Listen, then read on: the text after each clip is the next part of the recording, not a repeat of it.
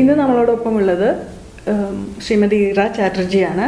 But the teacher freedom is very high in terms of I'm only given a syllabus, which is true for any IB school, but I don't have any pressure on the outcomes, on the test results. In fact, the pressure in grade 8 when you have to, or grade 9 when you have to apply for the high school is very high. And I've spoken to the teachers. I said I used to find invigilating here really boring because I have never come across a student even trying to cheat, because there's no failure thing, right? If you fail, you just stay back. It's no money, nothing. Students are quite happy to spend another year in the system. And I think in a way it's good to have the tests that we have in India and perhaps some of them here, because it's not fair to not give that and then expect them to do well in the final exam. Firstly, it's not so dramatically different as we think it is. And India, there's enough creativity happening. I can't imagine that it's any less. I mean, Ira ഇവിടെ IB സ്കൂളിൽ ടീച്ചറാണ്. അപ്പോൾ നമുക്ക് ഇറയുടെ അടുത്ത് നിന്ന് കൂടുതൽ വിവരങ്ങൾ അറിയാം, എങ്ങനെ ഒരു IB ടീച്ചർ ആവാമെന്നുള്ളതിനെ കുറിച്ച്. So welcome Ira to the show. Thank you. So could you please introduce yourself? Okay. So you already said my name is Ira Chatterjee. I've been living here for now in Finland for almost 18 years. Okay. Maybe that's quite a long 16. Time. Okay. My son is 18 and he was 2 when we came. When I came here, I was thinking of getting back into work. Initially, I spent time bringing up the kids. My son was less than 2 when we moved, and first time winter and so on. And then in 2012, about 5 years after moving here, one of the high schools here, it's called Lukio, they were setting up the IB program for the first time. So I joined that program the year they started it. Okay. So I've been with them since 2010 actually in this Finnish school called Tapiola Lukio, or South Tapiola High School. So is there a prior teaching experience?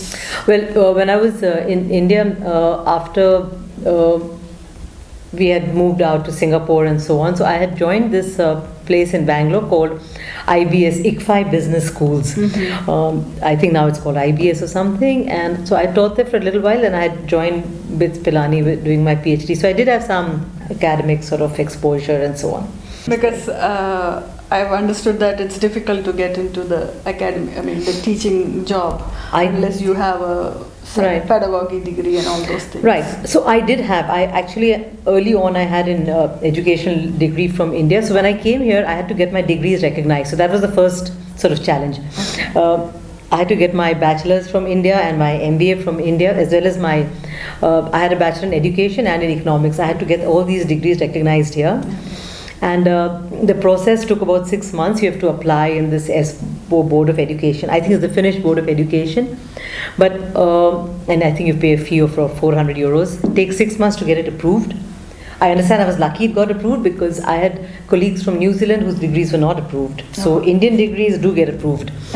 But the thing is that after that, they did not recognize my Indian teaching certification, which I was not happy about, but they made me do a little bit more. So there is a local vocational education place called Hagahelia. Okay. So I did a very short one because they said you've already been teaching and so on. So it was, I think in 6 months they gave me the full teaching certification from the local place. So it was more about the formalities. So I had to get that teaching approval done here before I could start teaching. But if I can add to that, when you said about getting it, approval is one part, but the other part is the Finnish education system, at least the government one. It is not at all diverse. So there's just 2 of us who are non-white teachers, for example, and I rarely come across. I think to get into that system is not easy. It's quite difficult. Yeah, yes. I think it's easier to get into a college than it is to a high school because of the government job. Yes. Can you compare Indian education and Finnish and tell me what are the negatives? Okay. Because it's being glorified too much now. I know. I think you're right about the too much. So I've actually had an experience where teachers from India very often have come to our Lukio, the high school, and they've actually tried to apparently learn, but they come on these trips. So the boards in India, the school boards, they've been sending people on these trips, and I always wonder, the boards have a lot of money. I'm thinking, why? So we had some schools in Chennai and Bangalore and Bell schools, and all these schools, they're board level people coming here to understand the education system, and they would sit in my class. So through their perspective, I got some idea about some differences here. So some of the things they point out, and then I have my own personal view. Sometimes they point out to me that the class is apparently more, let's say, interactive and disciplined and quiet, but compared to some of the Indian schools. And I understand that what I tell them is that until 2 years ago in Finland, education was only compulsory up to grade 9. Yes. So students who chose to do the IB particularly, which is seen as a very difficult program, they really wanted to study. So I didn't have students who did not want to study, whereas in India, students just have to study. Culturally, socially, economically, we just have to. So as a result, very often there are students in class who don't know what's happening or who don't care, who've just been forced. So to that extent, it's somewhat easier, the discipline. And I think, when it comes to certain social, cultural aspects also, the students are somewhat, I won't say more mature. And there's another point to that, is that these students, because education is free and because they're not worried about the age, especially when I first started, where it was only Finnish students, so they didn't mind repeating a year. So for example, if they didn't get something, if they didn't understand some maths, they would just repeat a year. So they're, in that sense, they were not scared of, sort of failing. And the Indian thing, I think there's a bigger fear. So there's a little bit of a different dynamic in the school. When it comes to the Indian and the Finnish system, I've studied in the Indian system all my life. And my daughter studied in Frank Anthony School in India, so I have some exposure to even her time of studies there. I think there's a lot of good in the Indian system that we tend to ignore. I don't know, for some reason. We have some really good teachers, I know, because my daughter had some excellent teachers.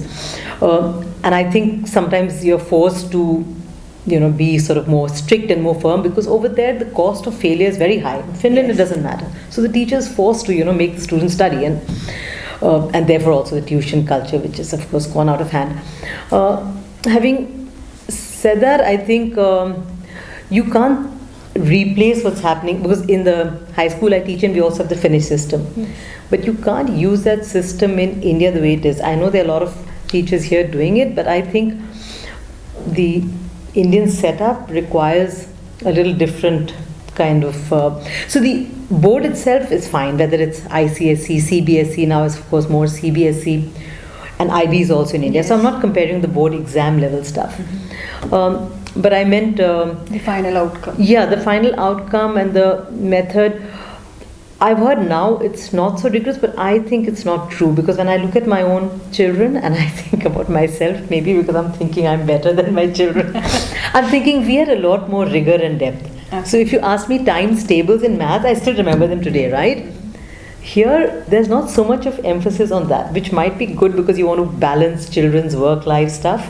But I think it also reduces some of the sort of discipline and the brain power. Intensity, maybe, of study. So the brain power, maybe, I think they're probably better with the food they've had, but I don't think they're used to that really hard work which we could do. Okay.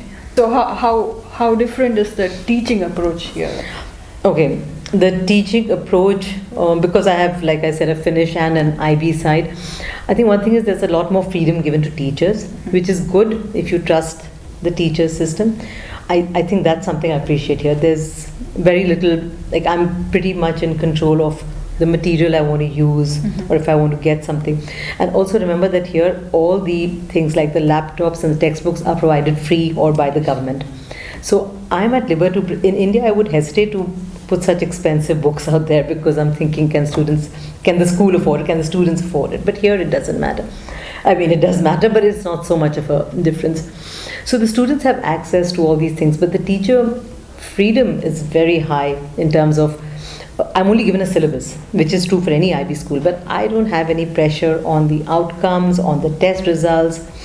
I can decide how I want to do it. And I think to some extent it is more student-centric than the Indian system, in the sense that I think the Finnish culture, and that's for the Finnish side of it, not the IB, is not about competition. In fact, our own Lukio actually has a saying which is not, I won't translate it, one of the mottos is about that we don't compete in an unhealthy sense with each other. And I like that. So what happens is in the school, I'm never comparing two kids. I'm never saying you're better than this one, or even if I say it, Manas, I tell you, but I don't mean it in a big way. There's no ranking. And I think in that sense, the teaching approach is a lot more, I can afford to be a lot easy. I can afford to give different attention to different kids, because I'm not so focused on the results. Okay. about what grades they get, which I think in a way, even if you want good results in the Indian system for the students, on the other hand, we tend to sometimes ignore the sort of mental health or the pressures on the students. Whereas here I have the, let's call it luxury maybe, or at least the option of saying, all right, if you can't do it, don't worry, do it again, or retest, so the freedom. So if any student does do well in a test, it's on me to retest, give them another option, another chance. So I like that. There's always this freedom given to the teacher. They respect what the teacher is saying about a student, and the teacher can directly interact with the student and try to help. You mentioned that only the ones who want to study come into the IB. That was earlier, yeah. Yeah. So is it like, do the students approach you for more support? There is a saying that, or generally what I have understood from the system is that the weaker ones get more support here in the Finnish system. So, but what about the ones who are doing really well, extremely well? Are they also given equal support? I think that is part of the culture where I think it's very good for sort of the average, or the idea that no one is left behind kind of thing is very strong here. But I think for the student right at the top who are doing well, maybe the system is not as challenging or not as sort of driving. But when you said about the students who are not doing well, when I was teaching at middle school at one point, and I was saying these students are not doing good, and I failed a couple of them in a final test, I was told that you've got to teach them on your own time outside of the school. So then I was saying next time I'll just pass them all, because I was thinking but the point is that the teacher is expected to support the children who don't do well. So, but on the other hand, it's not that the top person is pushed further. So I think to some extent that might be, I guess you can't have everything, but that might be the downside of a system which supports the weaker student. That the one at the top is not challenged to really push more. I think you need some self-discipline to do that part. Do you have too much pressure as a teacher, to create your material and content and all those?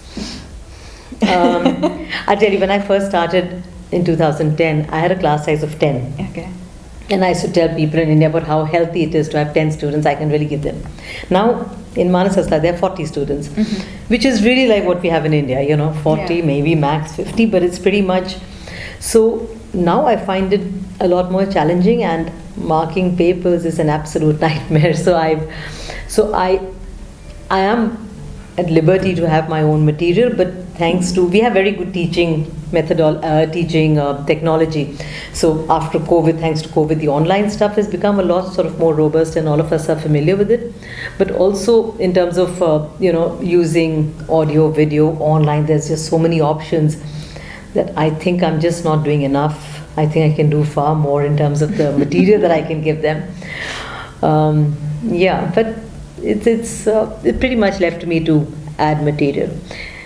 I think because I've been teaching for too long, I used to do a lot more earlier. Now I think I make less effort.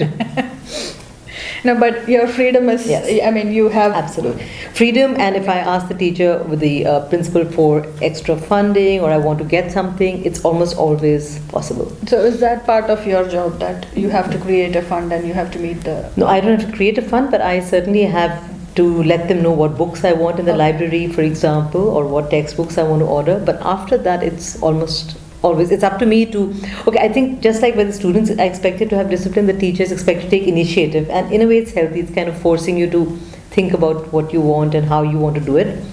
But the support in terms of the school providing the funding or doing the backup work is almost always there. I've never had a problem with that. They encourage you to do field trips and so on. So yes. It's not a problem. With this whole globalization thing, the class in Finland will not be very different from the class in anywhere else in the world after some time. At least in the IB side, it's pretty mixed. And the students are not as different as they used to be. Earlier I used to sense a definite difference. Now I think it's a little more different. Post-COVID might be. I think it's just with the class diversity in Finland itself has changed, right? We're so much more diverse. Yes. And I think I used to notice during exam time invigilation, and I've spoken to the teachers, I said I used to find invigilating here really boring, because I have never come across a student even trying to cheat, because there's no failure thing, right? If you fail, you just stay back. It's no money, nothing. Students are quite happy to spend another year in the system. But now, It's not the same now. You have to be a little bit careful about Okay. what. So there's a shift in the culture, I think, also. So is it like you have to create the question papers, or how do the... No, we create the internal tests during the 2 years of the 11 and 12 IB diploma. But the final exam comes from the IB in the UK. Okay. It's sent to us. It's a board exam paper, Okay. and it's with very strict rules about we have to open it in front of the students just And before the is exam. it like you have to mark the papers later on? All those No, processes. the that final happens in exam. India? I am an IB examiner, but the Uh-huh. final exam, it goes back to IB and then they distribute to these examiners like myself. And I certainly won't get my students' papers to mark, and it's all anonymous. We have some internal assessment part of it that I do grade, but then the IB checks that also. So it's a pretty fair system in that sense. So basically, what are the qualifications that an IB teacher would need? I think in Finland, to teach, for example, you do need to have the local certification, otherwise you don't get your full salary. Yes. So for the first few years I was teaching without the full salaries. You have to have a master's in the subject you're teaching. Mm-hmm. So that is just the basic degree. I think the other thing is you have to treat students unlike, perhaps that's a shift, and that's a very good shift, more as someone because I'm teaching high school students, so it's more interactive. It's like your age, it's like I'm talking to you, I talk to the students. Okay, I also shout at them, but most of the time it's more on one-on-one. Yes. The students don't expect them to be, sort of, sometimes they will put their feet up, but it's more of a cultural thing. It's not that they mean to be rude, it's just they think it's very informal. Yeah. Whoever is coming from India, the proper degrees and a lot of patience. Degrees, patience, and I think you have to you have to know that this is more like more informal. It's not, there's no sir, ma'am, all that Yes. stuff will go. And that's not just true in the school. I think it's even in the companies you work, it's a little bit less, it's more flat and so on. Yes. But it's all a good thing. I think it's a great place in that sense to come. And I think the students still have good balance, and I think it's very healthy at least. It's a very safe environment, of course. That's a nice thing too. When you speak about Finnish education, there is this blown up sentences Yeah. like there are no homeworks and no exams. That's not true. So there is absolutely, that's not true at all. And in fact, the pressure in grade 8 when you have to, or grade 9 when you have to apply for the high school is very high. So in India, when you're in school, middle school, you'll continue into high school, it's not scary. But it's like in India, I remember in my college in India, Delhi University, getting 80% was like, wow. Nowadays I hear of students getting 99% and all that, which is ridiculous. But it's not so different here. Here, like my son, when he was in Espo International School and going in, he was getting a grade point average of 9.5, and that's out of 10. And I'm thinking, that's crazy, because when I used to mark papers, students would come and say, you've got to give me higher because that's what it is to get admission. So so you got to work hard on those assignments and the tests. Yes. I don't think it's really that different, no. And I think in a way it's good to have the tests that we have in India and perhaps some of them here, because it's not fair to not give that and then expect them to do well in the final exam. If you don't give them homework, they're not going to be suddenly doing very well. So it's all right. Yeah. Here we really don't rank students. We don't, internally or outside. So there's no way a student knows who gets what. In fact, just last week when I had given out some test papers, there was one student screaming around about his result, and I got really upset with him. I said, don't do that, because that's not part of the culture here. No one does. And that's something I don't like, that it's shifting, that there are students who talk about their grades. It's not. Usually it's pretty much a personal thing between the teacher and the student. It's nothing else. And it's not even seen as something of ranking. It's more like you need to work harder in this. It's more like literally a way to help you move forward with understanding, rather than you're better than so on. Yeah. So you just mentioned that the 8th and 9th grade, the pressure is quite high. Right. So before that, or do you think they find it difficult to cope up with it because it's quite easy going till then? Right, you're right. So one thing is that, yes, I forgot to mention that at least in the primary years, it is very easy. So you do start school later than the Indian system. Mm-hmm. There is no pressure at that Montessori KG, lower KG level to do well. My kids had never got homework. There was a lot, even the way the teaching method was all fun and games. Mm-hmm. So I know there are some schools in India who do that, but there is still pressure in India more than here. So here that part is very easy. And yes, in grade 9 is when that builds up, because if you're not doing well in middle school, then to get admission into a IB school is difficult. Mm-hmm. But on the other hand, that is true for students who are looking for admission into the English speaking schools or the IB schools which are limited, or the premium Lukios, high schools. But if you're looking at just joining your local one, the high school which is in your region, you don't need to have that grade. So I meant the pressure is high only if you suddenly want to jumpstart into a more premium high school. Many students don't. But having said that, if you do want to get into a premium high school, yes, it does build up. And I've had a lot of parents who've said that, they're suddenly stressed, and including Finnish parents who said till that this kid is in grade 8. I think in grade 8 is when suddenly I start hearing them ask me questions about what should they do, how should they do, and there is some build up, but till then it's relaxed. But on the other hand, one way to look at it is that the kids at that time, maybe they are growing more mature and older, and they can take the pressure. And maybe in primary years, it's good for them not to have that. And so it's both ways. The pressure lifelong will be there. So the more you delay, the better, maybe. We have had a very informative session with Ira. Thank you, Ira, for joining us. Thank you.